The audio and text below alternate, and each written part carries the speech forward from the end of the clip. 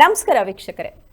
ಪ್ರತಿಯೊಬ್ಬರು ಜೀವನದಲ್ಲೂ ಕೂಡ ಯಶಸ್ಸನ್ನ ಕಾಣಬೇಕು, ಸಾಧನೆಯನ್ನ ಮಾಡಬೇಕು ಅಂತಂದಾಗ ಅದರ ಹಿಂದೆ ರೋಚಕ ಕಥೆಯೇ ಇರುತ್ತೆ. ಹಲವಾರು ಕಷ್ಟಗಳು ಮತ್ತು ಸವಾಲುಗಳನ್ನ ಎದುರಿಸಿರ್ತಾರೆ. ಅದೇ ರೀತಿ ಕೆಲವೊಬ್ಬರು ಕಷ್ಟಪಟ್ಟು ಓದಿ ರಾಜಕೀಯಕ್ಕೆ ಎಂಟ್ರಿ ಕೊಟ್ಟು ಕಾರ್ಯಕರ್ತನಾಗಿ ಸೇವೆ ಸಲ್ಲಿಸಿ ಅಧಿಕಾರವನ್ನ ಸ್ವೀಕಾರ ಮಾಡಿರ್ತಾರೆ. ಇನ್ ಕೆಲವೊಬ್ಬರು ಬಡ ಕುಟುಂಬದಿಂದ ಹುಟ್ಟಿ ಕಷ್ಟಪಟ್ಟು ಓದಿ ವೈದ್ಯಕೀಯ ಕ್ಷೇತ್ರದಲ್ಲಿ ಸೇವೆಯನ್ನ ಸಲ್ಲಿಸುತ್ತಾ ಒಂದು ಯಶಸ್ವಿ ದಾರಿಯನ್ನ ಕಂಡಿರ್ತಾರೆ. ಇನ್ ಕೆಲವೊಬ್ಬರಿಗೆ ನಾನೊಬ್ಬ ಚೆಫ್ ಆಗಬೇಕು, ಎಲ್ರಿಗೂ ಕೂಡ ನನ್ನ ಕೈರುಚಿಯನ್ನ ಕೊಡಬೇಕು, ಸವಿಸಬೇಕು ಅನ್ನೋದು ಆಸೆ ಕೂಡ ಇರುತ್ತೆ. ಕೆಲವೊಬ್ಬರಿಗೆ ಸ್ಟಾರ್ ಹೋಟೆಲ್ ಅಲ್ಲಿ ಚೆಫ್ ಆಗಬೇಕು ಅನ್ನೋ ಆಸೆ ಇದ್ರೆ, ಇನ್ ಕೆಲವೊಬ್ಬರಿಗೆ ಓಬಿರಾಯನ ಹೋಟೆಲ್ ಅಲ್ಲಿ ಚೆಫ್ ಆಗಬೇಕು ಅನ್ನೋ ಕನಸನ್ನ ಕಟ್ಕೊಂಡಿರ್ತಾರೆ. ಇನ್ ಕೆಲವೊಬ್ರು ಆಸ್ಟ್ರೇಲಿಯಾದಲ್ಲಿ ನಡೆಯತಕ್ಕಂತ ಫೇಮಸ್ ಫುಡ್ ಪ್ರೋಗ್ರಾಮ್ ಅಲ್ಲೂ ಕೂಡ ನಾನು ಚೆಫ್ ಆಗಿ ಹೋಗ್ಬೇಕು, ಸುಮಾರು ಜನಕ್ಕೆ ಅಡಿಗೆ ಊಟನೆಲ್ಲ ಬಡಿಸ್ಬೇಕು, ಸವಿಸ್ಬೇಕು ರುಚಿಯನ್ನ ಅಂತ ಆಸೆ ಪಟ್ಕೊಂಡಿರ್ತಾರೆ. ಆದ್ರೆ ಇಲ್ಲೊಬ್ರು ಇದ್ದಾರೆ ನಮ್ ಜೊತೆ. ಅವ್ರಿಗೇನ್ ಗೊತ್ತಾ, ತಾನೇ ಒಂದು ಸಂಸ್ಥೆಯನ್ನ ಹುಟ್ಟಾಕಿ ಸಾವಿರಾರು ಜನಕ್ಕೆ ಕೆಲಸವನ್ನ ಕೊಟ್ಟಿ ನಂದೇ ಒಂದು ಸಂಸ್ಥೆಯನ್ನ ಕಟ್ಟಿ ಯಶಸ್ವಿ ದಾರಿಯಲ್ಲಿ ಹೋಗ್ತಾ ಇದ್ದಾರೆ. ಇವರ ಕೈರುಚಿ ವಾವ್, ಅಮೇಜಿಂಗ್ ಅಂತಾನೆ ಹೇಳ್ಬೋದು. ಇವರು very simple and humble person.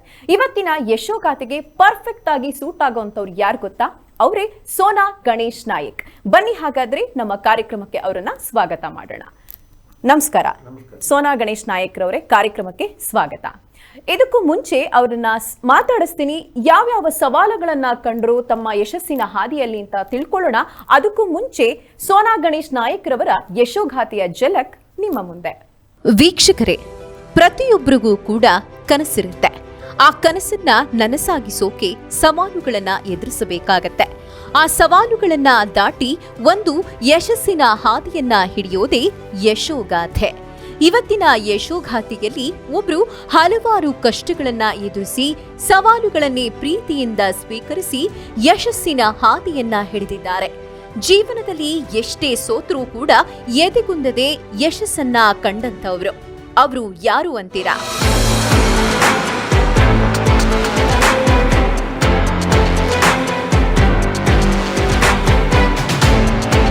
ಅವರೇ ಸೋನಾ ಗಣೇಶ್ ನಾಯಕ್. ಇವರು ತಮ್ಮ ಕೈರುಚಿಯಿಂದಲೇ ಫೇಮಸ್ ಆದಂಥವರು. ಅದರಲ್ಲೂ ಕೊಂಕಣಿ ಶೈಲಿಯ ಊಟ ಅಂತೂ ವಾವ್, ಅಮೇಜಿಂಗ್. ಇವರ ಕ್ಯಾಟರಿಂಗ್ ಸರ್ವಿಸ್ ಹೆಸರು ಸೋನಾ ಕ್ಯಾಟರರ್ಸ್.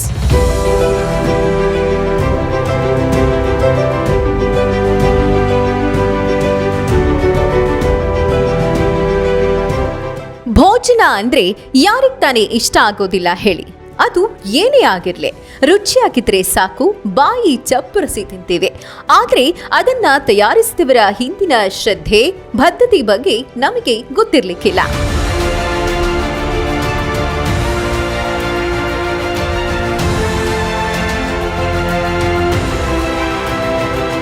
ಹೌದು, ಸೋನಾ ಗಣೇಶ್ ನಾಯಕ್ ಮೂಲತಃ ಮಂಗಳೂರಿನವರಾದರೂ ಕೂಡ ಇವರ ಕೈರುಚಿ ಅಂತೂ ಮಂಗಳೂರಿನ ಕಡಲ ಕಿನಾರಿಯನ್ನ ದಾಟಿ ಬೆಂಗಳೂರು ಅಲ್ಲದೆ ಕರ್ನಾಟಕ, ದೇಶ ವಿದೇಶದೆಲ್ಲೆಡೆ ಪಸರಿಸಿದೆ. ಇವರ ಅಡುಗೆಯ ಅರೋಮಾವನ್ನ ಎಲ್ಲರೂ ಕೂಡ ಸವಿದಿದ್ದಾರೆ.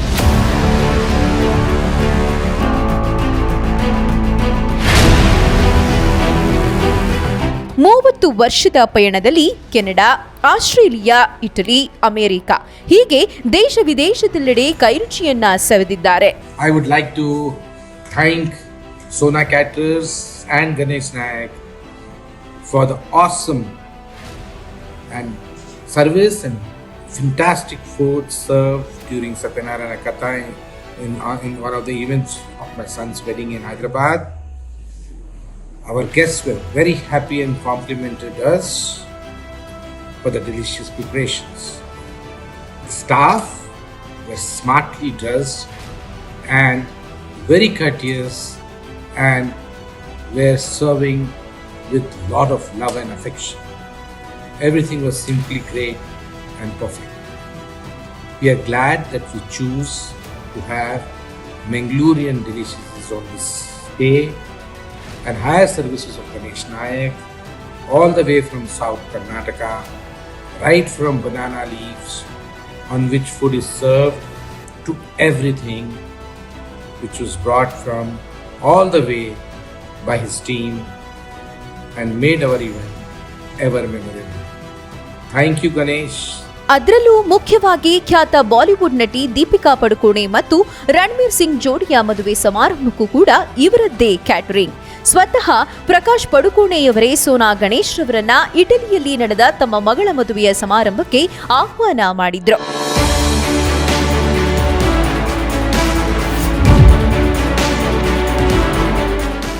ಅಂದ್ರೆ ಅಷ್ಟು ಅಚ್ಚುಕಟ್ಟಾಗಿ ಮತ್ತು ಅಷ್ಟೇ ರುಚಿಯಾಗಿರುತ್ತೆ ಸೋನಾ ಗಣೇಶ್ ರವರ ಅಡುಗೆ ತಿನಿಸುಗಳು.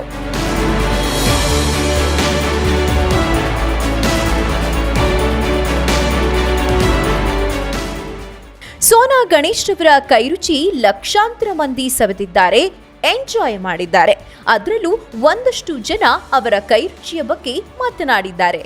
ಕೇಳೋಣ ಬನ್ನಿ. If you're looking for authentic South Kannada cuisine, Sona Caterers is the place for.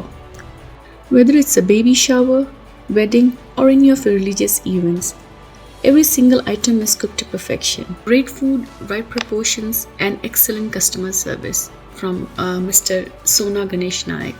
All the very best to you. ನಮ್ಮ ತುಳುವ ನೆಲದ ಒಂದು ಬಂಗಾರ ಮನಸ್ಸದ ಬಂಗಾರದಲ್ ಕಂತೆನ ಪೊರ್ಲ ಕಂಟದ ಅಟ್ಟಿಲ ಅರಗಣದ ಒಂದು ಸಂಸ್ಥೆನ ಕಟ್ಟಿನಾರೆ ಸೋನಾ ಕ್ಯಾಟರಿಂಗ್ ದ ಗೌರವಾನ್ವಿತ ಸೋನಾ ಗಣೇಶ್ ನಾಯಕ್ ಮೇರು ಬಾರಿ ಅದ್ಭುತವಾದ ತನ್ನ ರುಚಿಕರವಾಯಿನಂಚೆತ್ತನ ಅಟ್ಟಿಲ ಅರಗಣೆಡ್ ಖಾಲಿ ತುಳುನಾಡಿಡತ್ತು ಭಾರತ ದೇಶಡತ್ತು ವಿಶ್ವವಿಖ್ಯಾತಿ ಆತ ಆರು ಕೆನಡಾಡ್ ದುಬೈಡ್ ಆತ ಮಾತ್ರ ತಂದೆ ದೀಪಕ್ ರಣವೀರ್ ಸಿಂಗ್ನ ಮದಿಮೆಡ್ ಆರು ಇಟಲಿಡ್ ಅಟ್ಟಿಲ ಅರಗಣೆ ಮಲ್ತನಂಚೆತ್ತಿನ ಚರಿತ್ರೆ ಮೇರ್ನ ಬೊಕ್ಕೋ ಸಾಧಾರಣ ಒಂಜಿ ಅಮೇರಿಕಡು 5 ಸರ್ತಿ ಅಟ್ಟಿಲ ಅರಗಣೆ ಮಲ್ತದೇರು ಇಂಚ ವಿಶ್ವದಾದ್ಯಂತ ತನ್ನ ಅಟ್ಟಿಲ ಅರಗಣದ ಚಾತುರ್ಪುನ್ನು ತೊಜ್ಪಾಯಿನಂಚಿತ್ತನ ಪುಣ್ಯಾತ್ಮೆ ಆರ್ನ ಬದುಕದ ಯಶೋಗಾಥೆ ಪಂಡ ಆರು ಪೋಯಿನಂಚಿತ್ತನ ಜೀವನದ ತಾದಿಡಿಪ್ಪುನಂಚಿತ್ತನ ಎಡ್ಡೆ ಹಾಳು ಕಷ್ಟ ನಷ್ಟ ಸುಖ ಸಂತೋಷು ಉಂದಿನ ಪುರ ದಾಖಲೀಕರಣ ಮಲ್ಪುನಂಚಿತ್ತನ ಎಡ್ಡೆ ಕಜ್ಜ ಬೆನೊಂದುಳ್ಳೆರು ಮೇರ್ನ ಈ ಯಶೋಗಾಥೆದ ದಾಖಲೀಕರಣಗೆ ಯಾನ್ ಎಡ್ಡೆಪ್ಪುನು ಬೈಕುವೆ ನಿಕುಲು ಮಾತಿರ್ಲ ಗಣೇಶಣ್ಣನ ಕೈ ರುಚಿನ ನಿಕುಲು ಒಂಜತ್ತೊಂಜಿ ದಿನ ತಿನ್ನೋಡು ಎಂಕುಲು ಬೆಂಗಳೂರು ನಡತೆನಂಚಿತ್ತಿನ ಎಂಕುಲ ತುಳುವ ಐಸಿರಿ ಕಾರ್ಯಕ್ರಮಡು ಗಣೇಶ್ ನಾಯ್ಕರ್ನ ಉಲ ಸೋನಾ ಗಣೇಶ್ ನಾಯ್ಕರ್ನ ಸೋನಾ ಕ್ಯಾಟರಿಂಗ್ ದ ಗಣೇಶ್ ನಾಯ್ಕರ್ನ ಕೈ ರುಚಿ ಎಂಕುಲು ಮಾತಿರ್ಲ ತಿಂತ ಅದ್ಭುತವಾಯಿನಂಚಿತ್ತಿನ ಕೈ ರುಚಿ ಅರೆಗಲ ಎಡ್ಡೆ ಅವಡು ಅನ್ನ ಸಂಸಾರಗಳ ಎಡ್ಡೆ ಅವಡು. ಏನೇ ಆಗ್ಲಿ ಅಡುಗೆ ಮಾಡ್ತಾ ಮಾಡ್ತಾ ಅದರಲ್ಲಿ ಪೂರ್ತಿಯಾಗಿ ಪಳಗಿ ತಮ್ಮ ಕೈರುಚಿಯನ್ನ ಎಲ್ಲರಿಗೂ ಬಡಿಸುತ್ತಾ ತಮ್ಮ ಖುಷಿಯನ್ನೇ ಅದರಲ್ಲಿ ಕಾಣುತ್ತಾ ತಮ್ಮ ಯಶಸ್ಸಿನ ಹಾದಿಯಲ್ಲಿ ಸಾಗ್ತಾ ಇದ್ದಾರೆ Sona Ganesh Nayak. Hello everyone, my name is Vinay. I'm talking to you from Melbourne in Australia. And I'm Zaru. Also from Melbourne in Australia, of course. Just recording this video to give a quick shout out and review of Sona Caterers in Bangalore. All the amazing food we had at our wedding in January of 2020. I'll just give you guys a quick breakdown. I would rate them 20 on 20. Their food was absolutely amazing. We picked them in December of 2019 when we were planning this wedding from Zambia. As you know, catering is one of the most important things of a wedding, and some people might actually say it's the second most important thing after picking your wife. So the food is absolutely amazing. We were back in Zambia, so it was always obviously very hard to pick a caterer, not being in the country, and doing all our research online can only help to a certain extent. And once we arrived in Bangalore and met Sona Caterers and Ganesh Mom in particular, we were sold completely, and we knew that this was the person we were going with. They catered to all our funny requests, all our weird requests. We wanted to have a cricket match, and we wanted to have live South Indian breakfast being served while the cricket was being played, and golas and everything, and they basically did it all. The food was absolutely amazing. We had a traditional South Indian Mangalorean lunch for the wedding, which for some of my friends and family who've traveled from abroad was the first time they've experienced. And mine too. And her too. Traditional South Indian banana leaf lunch, and they were absolutely amazed. To add to that, we also had some family from back in India who are staunch critics of wedding food and been to a number of weddings, that they were also amazed at the quality of the food. So he basically could cater for any cuisine. Special point of mention, a few of my friends always come back to me and tell me, what's that food we ate at your Mendi night, the prawns and the fish? It was so tasty. What is it called? It was a prawn ghee roast and a mango fish curry. It was absolutely amazing. Friends still 2 years down the line are still talking about it. They've all actually experimented on various recipes of making a ghee roast. I'm salivating while just talking about this. It was absolutely amazing. Couldn't nothing much more to add. We just wanted to say thank you. Thank you very much. I actually want to get married again just so we can hire you guys Exactly. as caterers again, so we can have all that yummy food. Thank you very much for everything. Yes, bye. ಅಡುಗೆ ಮಾಡೋದ್ರಲ್ಲೂ ಕೂಡ ಇಷ್ಟು ಯಶಸ್ಸನ್ನ ಕಾಣಬಹುದು ಅನ್ನೋದನ್ನ ಸೋನಾ ಗಣೇಶ್ ನಾಯಕ್ ರವರನ್ನ ನೋಡಿ ಕಲಿಬಹುದು.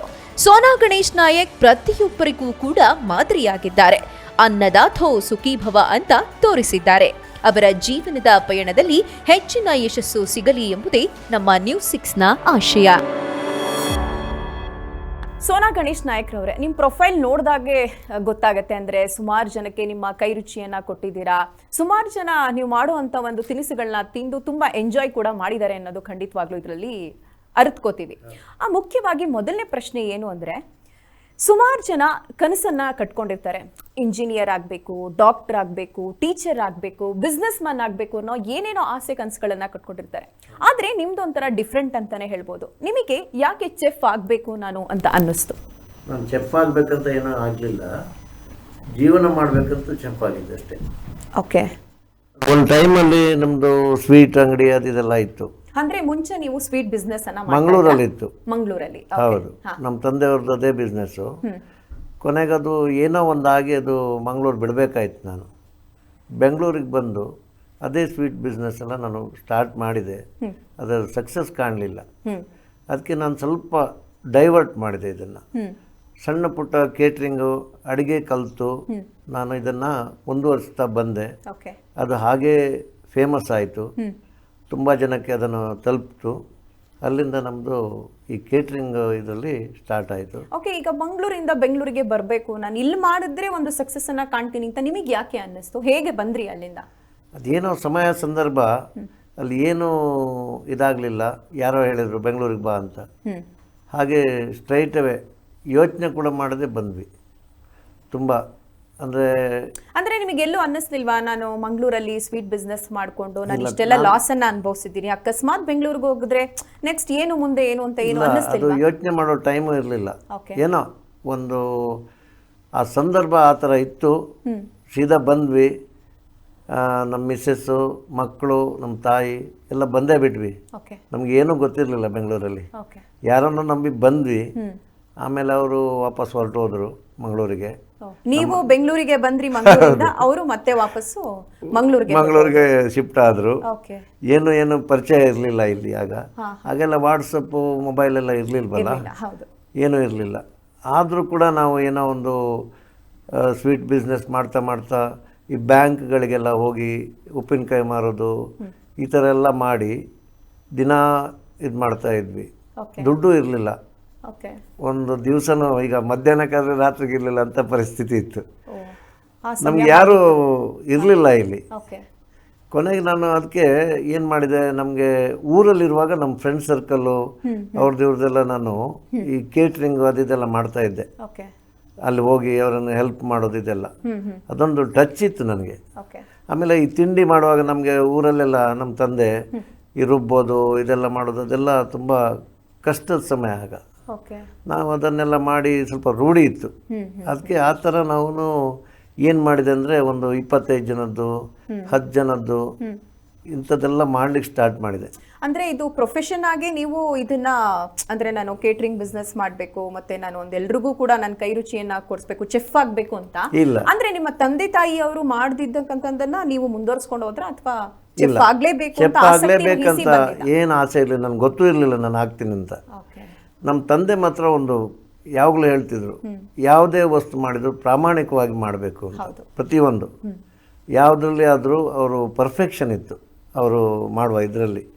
ಅದನ್ನೇ ನಾವು ಮುಂದುವರಿಸ್ಕೊಂಡು ಇಲ್ಲಿ ಏನು ಮಾಡಿದೆ, ನಾನು ಪ್ರತಿಯೊಬ್ಬರಿಗೂ ಅಡುಗೆ ಮಾಡ್ತೀನಿ ಅಂತ ತಿಳಿಸ್ತಾ ಬಂದೆ. ಅಡುಗೆ ಗೊತ್ತಿರಲಿಲ್ಲ ನನಗೆ. ಆದರೆ ಕೆಲವರು ಅಡುಗೆ ಈ ಕೇಟ್ರಿಂಗ್ ತಗೊಳ್ಳುವಾಗ ನಮ್ಮ ಊರಿನವರೆಲ್ಲ ಕೆಲವರು ಅಡುಗೆ ಭಟ್ರು ಇದ್ರು ಇಲ್ಲಿ. ಅವರೆಲ್ಲ ಬಂದು ಮಾಡಿಕೊಟ್ಟು ಹೋಗುವವರು. ಆದರೆ ನನಗೊಂದು ಅಭ್ಯಾಸ ಇತ್ತು ಮೊದಲಿಂದಲೂ, ಊರಲ್ಲಿರುವಾಗಲೂ ಈ ಫಂಕ್ಷನ್ಗಳೆಲ್ಲ ಹೋದರೆ ನಾನು ಊಟ ಎಂಜಾಯ್ ಮಾಡ್ತಿದ್ದೆ. ಅದರಿಂದ ರುಚಿ ನನಗೆ ಭಾಳ ಗೊತ್ತಿತ್ತು. ಭೋಜನ ಪ್ರಿಯ. ಭೋಜನ ಪ್ರಿಯ ಅಂತಲ್ಲ, ಪ್ರತಿಯೊಂದು ಟೇಸ್ಟ್ ನನಗೆ ಗೊತ್ತಿತ್ತು. ರುಚಿಯನ್ನ ಸವಿತಾ ಎಂಜಾಯ್ ಮಾಡ್ತಾ ಇದ್ದೆ. ಎಂಜಾಯ್ ಮಾಡ್ತಾ ಇದ್ದೆ. ಆ್ಯಕ್ಚುಲಿ ಹೇಳಬೇಕಂದ್ರೆ ಈ ಊಟ ಚೆನ್ನಾಗಿ ಮಾಡಬೇಕಾದ್ರೆ ನಮ್ಗೆ ರುಚಿ ಗೊತ್ತಿರಬೇಕು. ಹೌದು, ಕರೆಕ್ಟ್. ಆದ್ದರಿಂದ ನಾನು ಇಲ್ಲಿ ಏನು ಮಾಡಿದೆ, ಒಂದು 25 ಜನರದ್ದು 10 ಜನರನ್ನು ಮಾಡ್ಲಿಕ್ಕೆ ಸ್ಟಾರ್ಟ್ ಮಾಡಿದೆ. ಅಡುಗೆಯವರು ಬರ್ತಾಯಿದ್ರು.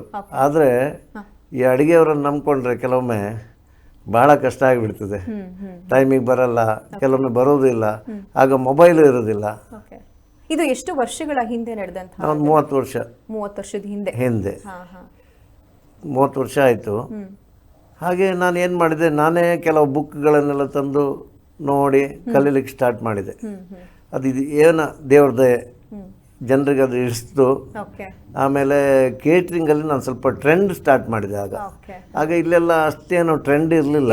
ಕೆಲವರೆಲ್ಲ ಹೇಗೆ ಅಡುಗೆ ಮಾಡಿ ಬಡಿಸ್ತಾರೆ. ನಾನೇ ಅಡುಗೆ ಮಾಡೋದು, ಹೋಗೋದು, ಬಡಿಸೋದು ಎಲ್ಲ ಮುಗಿಸ್ಕೊಂಡು ಬರ್ತಿದ್ದೆ. ಎಲ್ಲದರಲ್ಲೂ ಸ್ವಲ್ಪ ಟ್ರೈನ್ ಆದೆ. ಒಂದು ಕಾರ್ಡ್ ಮಾಡಿಸಿ ಎಲ್ರಿಗೆ ಕೊಟ್ಟಾಗ ಎಲ್ಲ ಜನ ನಮ್ಮನ್ನು ನಂಬಲಿಕ್ಕೆ ಸ್ಟಾರ್ಟ್ ಮಾಡಿದರು. ಚೆನ್ನಾಗಿ ಫುಡ್ ಕೊಡ್ತಾ ಇದ್ವಿ. ಕಡೆಗೆ ಒಂದು ದಿವಸ ಈ ಬೆಂಗಳೂರು ಮಲ್ಲೇಶ್ವರಮಲ್ಲಿ 18 ಕ್ರಾಸಲ್ಲಿ ಕಾಶಿಮಠ ಅಂತ ಇದ್ದೆ. ಅಲ್ಲಿ ನಮ್ಮ ಸ್ವಾಮೀಜಿಯವ್ರದ್ದೊಂದು ಚಾತುರ್ಮಾಸ ಪ್ರೋಗ್ರಾಮ್ ಇತ್ತು. 92 ಏನೋ ಆ ಸಂದರ್ಭದಲ್ಲಿ. ಆಗ ಏನಾಯಿತು, ನಮಗೊಂದು ಮೀಟಿಂಗ್ ಕರೆದಿದ್ದ. ನಾನು ಹೋಗಿದ್ದೆ. ಆಗ ಅತ್ಯಂತ ಕಡಿಮೆ ದರದಲ್ಲಿ ಕೊಡಬೇಕು ಅಂತ ಒಂದು ಇದು ಮಾಡಿದರು. ಕೊಡೋರು ಯಾರಿದ್ದಾರೆ ಅಂತ, ತಿಂಡಿ ಊಟ ಎಲ್ಲ. ನಾನು ಏನೋ ನಾನು 1 ರೂಪಾಯಿ ಕೊಡ್ತೀನಿ ಅಂದೆ ಎಲ್ಲವನ್ನು. ದೋಸೆ ಆಗಲಿ ಇದಾಗಲಿ ಏನೇ ತಿಂದ್ರು ಏನೇ ಕೊಟ್ಟರು. ಹೌದು, ನಮ್ಗೆ ಭಾಳ ಅಲ್ಲ, ದುಡ್ಡು ಇರಲಿಲ್ಲ ಆಗ. ಆದ್ರೂ ಒಂದು ಧೈರ್ಯ, ಯಾಕೆಂದ್ರೆ ಅದು ಸಿಗಲೇಬೇಕಂತ ಒಂದು ಹಠ. ಅದೊಂದು ನಮಗೆ ಟರ್ನಿಂಗ್ ಪಾಯಿಂಟ್ ನೋಡಿ. ಆ ಟರ್ನಿಂಗ್ ಪಾಯಿಂಟಲ್ಲಿ ನಾವು ಅಲ್ಲಿಂದ ಸ್ಟಾರ್ಟ್ ಮಾಡಿದ್ವಿ. ಜನಕ್ಕೆ ಅವಾಗ ಇಲ್ಲ, ದಿನಕ್ಕೊಂದು 500-1000 ಜನ ಬರೋರು. ಆಗ ಅಷ್ಟು ಜನಕ್ಕೂ ಕೂಡ ಇಲ್ಲ ಅಲ್ಲಿ ಊಟಕ್ಕಂತ ಬರೋರು. ನಮ್ಮಲ್ಲಿ ಟೀ, ಕಾಫಿ, ಈ ತಿಂಡಿಗಳನ್ನೆಲ್ಲ ಗೋಳಿ ಬಜೆ, ಬಟಾಟಂಬಡೆ ಅಂತ ಇದೆ, ಅದನ್ನೆಲ್ಲ ನಾವು ಸ್ಪೆಷಲಿ ಮಾಡ್ತಾ ಇದ್ವಿ. ಅದನ್ನು ತಿನ್ಲಿಕ್ಕೆ ಸ್ಟಾರ್ಟ್ ಮಾಡಿದರು. ಆಗ ಒಬ್ಬೊಬ್ಬರೇ ಪರಿಚಯ ಆದರು. ಆಗ ನಾವು ಈ ಕೇಟ್ರಿಂಗ್ ಇದೆಲ್ಲ ಬೋರ್ಡ್ ಹಾಕಿ ನಾವು ಕೇಟ್ರಿಂಗ್ ಮಾಡ್ತೀವಿ ಅಂತ ಹೇಳಿ ಶುರು ಮಾಡ್ಕೊಂಡ್ವಿ. ಅಂದ್ರೆ ಇವಾಗ ಸ್ವೀಟ್ ಬಿಸ್ನೆಸ್ ಲಾಸ್ ಆದಂತ ಸಮಯದಲ್ಲಿ ಎಲ್ಲರೂ ಫ್ಯಾಮಿಲಿ ಒಟ್ಟಿಗೆ ಕೂತಾಗ ಏನು ಮಾತಾಡ್ಕೊಂತಿದ್ರು, ಡಿಸ್ಕಸ್ ಮಾಡ್ಕೊಂತಿದ್ರು? ಪಾಪ ನಮ್ಮ ಮನೆಯವರು ಭಾಳ ಸಪೋರ್ಟಿವ್. ನನಗೆ ಎಲ್ಲಿ ಹೋದ್ರು ಅವರು ನನಗೆ ಹೆಲ್ಪ್ ಮಾಡೋರು. ಪಾಪ ಚಾತುರ್ಮಾಸ ಟೈಮಲ್ಲಿ ಎಲ್ಲ ಅವರೇ ಇದ್ದಿದ್ದು ಜಾಸ್ತಿ ಅಲ್ಲಿ ನೋಡಿಕೊಂಡು. ನನಗೇನಂದರೆ ಒಂದೇ ಕಡೆ ಕೂತು ವ್ಯಾಪಾರ ಮಾಡೋ ಅಭ್ಯಾಸ ಇಲ್ಲ. ಹೊರಗಡೆ ಆದರೆ ಎಷ್ಟು ಬೇಕಾದ್ರೂ ಮಾಡ್ತೀನಿ ನಾನು. ಒಬ್ಬನೇ ಅಲ್ಲಿ ಕ್ಯಾಶಲ್ಲಿ ಕೂತ್ಕೊಳ್ಳೋದು, ಕ್ಯಾಶ್ ತಗೊಳ್ಳೋದು ಭಾಳ ಕಷ್ಟ. ಅದರಿಂದ ನಮ್ಮ ಮಿಸ್ಸಸ್ ಅವರೇ ನೋಡ್ಕೊಳ್ತಿದ್ರು. ಅವರೇ ಪಾಪ ಎಲ್ಲ ಕೆಲಸ ಮಾಡ್ತಿದ್ರು. ಸ್ಪೆಷಾಲಿಟಿ ನಾವು ಕರಾವಳಿದು ತಿಂಡಿ ಬಗ್ಗೆ ಸ್ಪೆಷಲ್ ಎಲ್ಲ. ಅಂದ್ರೆ ಯಾವ ಶೈಲಿಯ ಫುಡ್ಸ್ ಅನ್ನ ಸೋನಾ ಗಣೇಶ್ ಅವರು ಜನರಿಗೆ ಕೊಡ್ತಾರೆ? ನಮ್ದೆಲ್ಲ ಕರಾವಳಿದ್ದು. ಹೌದು, ಹಾಗೆ ಸ್ಟಾರ್ಟ್ ಮಾಡಿದ್ವಿ. ಅದೊಂದು ಸಕ್ಸಸ್ ಆಯಿತು. ಎಲ್ಲರೂ ಪರಿಚಯ ಆದ್ರಿ ಇಡೀ ಥ್ರೋಟ್ ಬೆಂಗಳೂರು, ಬಾಂಬೆ ಇವರೆಲ್ಲ. ನಮ್ಮ ನಂಬರ್ ಎಲ್ಲ ಆಗ ಮೊಬೈಲ್ ಬಂದಿತ್ತು. ಆಮೇಲೆ ಆಗ ಒಬ್ಬೊಬ್ಬರಿಗೆ ಕೊಟ್ಬಿಟ್ಟು ಎಲ್ಲರೂ ಸ್ಟಾರ್ಟ್ ಮಾಡಿದರು. ಈ ಫೀಲ್ಡ್ಗೆ ಬಂದು ಎಷ್ಟು ವರ್ಷ ಆಯಿತು ಸೋನಾ ಗಣೇಶ್ ನಾಯ್ಕರವರು? ನಾನು ಇಲ್ಲಿ ಬೆಂಗಳೂರಿಗೆ ಬಂದು 30 ವರ್ಷ ಆಯಿತು. 30 ವರ್ಷ ಅಂದ್ರೆ ಈ ಚೆಫ್ ಅಡಿಗೆ ಮಾಡಕ್ಕೆ ಪ್ರಾರಂಭ ಆಗಿ 30 ವರ್ಷ ಆಯಿತು. 30 ವರ್ಷ. ಹೌದೌದು. 30 ವರ್ಷದಲ್ಲೂ ಕೂಡ ಪ್ರತಿಯೊಬ್ಬರಿಗೂ ಕೂಡ ಊಟವನ್ನ ಕೊಡ್ತಾ ರುಚಿ ರುಚಿಯಾಗಿ ಮಾಡ್ತಾ ಸವಿಸ್ತಾ ಇದ್ದೀರಾ. ನಿಮಗೆ ಎಷ್ಟು ಖುಷಿ ಸಿಗುತ್ತೆ ಇದರಿಂದ? ಭಾಳ. ಬೇರೆಯವರು ತಿನ್ನುವ ನೋಡಿದ್ರೆ ನಮ್ಗೆ ಭಾಳ ಇಷ್ಟ. ಆಮೇಲೆ ಏನಾಯ್ತಂದರೆ ನಾನು ಸ್ವಲ್ಪ ಫೆಮಿಲಿಯರು. ಈಗ ಯಾರಾದರೂ ಮದುವೆಗಳಿಗೆ ಊಟ ಬಡಿಸುವಾಗ ಇದ್ರಲ್ಲಿ ನಾನು ಬಂದರೆ ತುಂಬ ಖುಷಿ ಪಡ್ತಾರೆ. ಪ್ರತಿಯೊಬ್ಬರ ಹತ್ರ ಮಾತಾಡಿಸ್ತೀನಿ, ಎಲ್ಲ ಮಾಡ್ತೀನಿ. ಅವ್ರಿಗೆ ಏನು ಬೇಕು ಬೇಡ ಪ್ರತಿಯೊಂದು ನಾನು ಕೇಳ್ತೀನಿ. ಆಗ ಪ್ರತಿಯೊಬ್ಬರಿಗೂ ಖುಷಿ ಆಗುತ್ತೆ ಅದು. ಆಮೇಲೆ ನಮ್ಮದೊಂದು ಮಲ್ಲೇಶ್ವರಮಲ್ಲಿ ಒಂದು ಔಟ್ಲೆಟ್ ಓಪನ್ ಮಾಡಿದ್ದೆ ನಾನು. ಅದಾದಮೇಲೆ ಮಲ್ಲೇಶ್ವರಮಲ್ಲಿ ಒಂದು ಕೊಡಿಯಾಲ್ ಅಂತ ಒಂದು ನಾವು ಸಂಸ್ಥೆ ಸ್ಟಾರ್ಟ್ ಮಾಡಿದ್ವಿ. ಚಿಕ್ಕ ಕೊಡಿಯಾಲ್ ಅಂದರೆ ಮಂಗಳೂರಿಗೆ ಕೊಂಕಣಿಯಲ್ಲಿ ಕೊಡಿಯಾಲ್ ಅಂತಾರೆ, ಈಗ ತುಳುವಿನಲ್ಲಿ ಕುಡ್ಲ ಅಂತಾರೆ, ಹಾಗೆ ಕೊಡಿಯಾಲ್ ಅಂತಾರೆ. ಅದನ್ನೊಂದು ಸ್ಟಾರ್ಟ್ ಮಾಡಿದ್ವಿ ನಾನು. ಸ್ಟಾರ್ಟಿಂಗಲ್ಲಿ ಒಂದು 6 ತಿಂಗಳು ಭಾಳ ಲಾಸ್ ಅನುಭವಿಸಿದ್ವಿ ನಾವು. ಯಾಕೆಂದರೆ ನಮಗೆ ಐಡಿಯಾ ಇರಲಿಲ್ಲ. ಒಂದು ಧೈರ್ಯ, ಹಠ, ಇದು ಎರಡು ನಮಗೆ ಭಾಳ ಒಂದು. ನಾನು 1 ನಿಮಿಷ ಕೂತ್ಕೊಳ್ಳೋದಿಲ್ಲ, ಏನಾದರೂ ಒಂದು ಇನ್ನೋವೇಟಿವ್ ಮಾಡಬೇಕಂತ ಭಾಳ ಒಂದು ಇದು. ಏನಾದರೂ ಯಾರು ಮಾಡೋದನ್ನು ಮಾಡಬೇಕು ಅಂತ ತಲೆಯಲ್ಲಿ ತಿರುಗ್ತಾ ಇರ್ತದೆ. ಈ ಕೊಡಿಯಾಲ್ ಅಂದರೆ ನಾವು ಇಡೀ ಮಂಗಳೂರಿನ ಫುಡ್ಡನ್ನು ತಂದಲ್ಲಿ ನಿಲ್ಲಿಸಿದ್ವಿ. ಅದು ವೆಜ್ ಅಥವಾ ನಾನ್ ವೆಜ್, ಪ್ಯೂರ್ ವೆಜ್. ನಮ್ಮ ಸೋನಾ ಕೇಟರರ್ಸ್ ಪ್ಯೂರ್ ವೆಜ್ಜೇ. Pure veg. ಹೌದು, ನಾನ್ ವೆಜ್ ಯಾವಾಗಲೂ ಸ್ಟಾರ್ಟ್ ಮಾಡಿಲ್ಲ. ಹಾ. ಅದು ತುಂಬ ಫೇಮಸ್ ಆಯ್ತಂದರೆ ಓಕೆ. ಅಲ್ಲಿ ಕೆ ಜಿ ಲೆಕ್ಕದಲ್ಲಿ ನಾವು ಡೈಲಿ ಅನ್ನ, ಸಾಂಬಾರು, ರಸಮ್ಮು, ಕರಿಗಳು, ಕೆಜಿ ಲೆಕ್ಕದಲ್ಲಿ ಸುಮಾರು ಒಂದು 50 ನಮ್ಮನಿದು ಬಗೆದ್ದು ಐಟಮ್ ಕೊಡ್ಲಿಕ್ಕೆ ಸ್ಟಾರ್ಟ್ ಮಾಡಿದ್ವಿ ನಾವು. ಓಕೆ. ಹಾ. ಈವನ್ನು ಯಡಿಯೂರಪ್ಪನವರಿಂದ ಹಿಡಿದು ಪ್ರತಿಯೊಬ್ಬರು ನಮ್ಮ ಮಂಗಳೂರು ಕಡೆಯವರು ನಮ್ಮ ಹೋಟ್ಲಿಗೆ ಬರ್ಲಿಕ್ಕೆ ಸ್ಟಾರ್ಟ್ ಮಾಡಿದರು. ಅದೊಂದು ಹೋಟ್ಲ್ ಅಂದರೆ ತುಂಬ ಪಾಶ್ ಅಲ್ಲ, ಒಂಥರ ಮನೆ ವಾತಾವರಣ ಥರ ಇತ್ತು. ಮತ್ತು ನಮ್ಮಲ್ಲಿ ಯಾವುದೇ ಪ್ರಿಸರ್ವೇಟಿವ್ ಅಥವಾ ಯಾವುದೇ ಒಂದು ಕಲರ್ ಯೂಸ್ ಮಾಡ್ತಿರ್ಲಿಲ್ಲ. ನೀವು ಟೇಸ್ಟ್ ಮಾಡ್ಲಿಕ್ಕೆ ಕಲಿತೆ ನಾನು. ತುಂಬ ಜನ ಎಲ್ಲೆಲ್ಲಿಂದ ಬರ್ಲಿಕ್ಕೆ ಸ್ಟಾರ್ಟ್, ಫುಲ್ಲು ಸ್ಪ್ರೆಡ್ ಆಯ್ತು ಅದು. ಆಗ ಸ್ಟಾರ್ಟ್ ಆಗಿದ್ದು ಏನಾಯಿತು, ಇಡೀ ಎಲ್ಲಿ ಅಮೆರಿಕದಿಂದ ಬಂದವರು ನಮ್ಮಲ್ಲಿ ಕರ್ಕೊಂಡು ಬರ್ಲಿಕ್ಕೆ ಸ್ಟಾರ್ಟ್ ಮಾಡಿದರು. ಮಧ್ಯಾಹ್ನ ಊಟ, ತಿಂಡಿ ಮತ್ತು ಬೇಕಾದ್ರೆ ಪಾರ್ಸೆಲು. ಸೊ ಅಡುಗೆ ಮಾಡೋದ್ರಲ್ಲೂ ಕೂಡ ಇಷ್ಟು ಯಶಸ್ಸನ್ನ ಕಾಣಬಹುದು, ಇಷ್ಟು ಎಂಜಾಯ್ಮೆಂಟ್. ಒಬ್ರಿಗೆ ಒಂದು ಊಟನ ರುಚಿ ಮಾಡ್ಬೇಕಾದ್ರೆ ಅವರೇ ಮಾಡಿ ತಿನ್ಸ್ಬೇಕಾದ್ರೆ ಇಷ್ಟು ಎಂಜಾಯ್ಮೆಂಟ್ ಅನ್ನ ಇದು ಪಡ್ಕೊಂಡ್ರು ಅನ್ನೋದನ್ನ ತಿಳ್ಕೊಳ್ಳೋಣ. ಅದಕ್ಕೂ ಮುಂಚೆ ಒಂದು ಪುಟ್ಟ ವಿರಾಮ.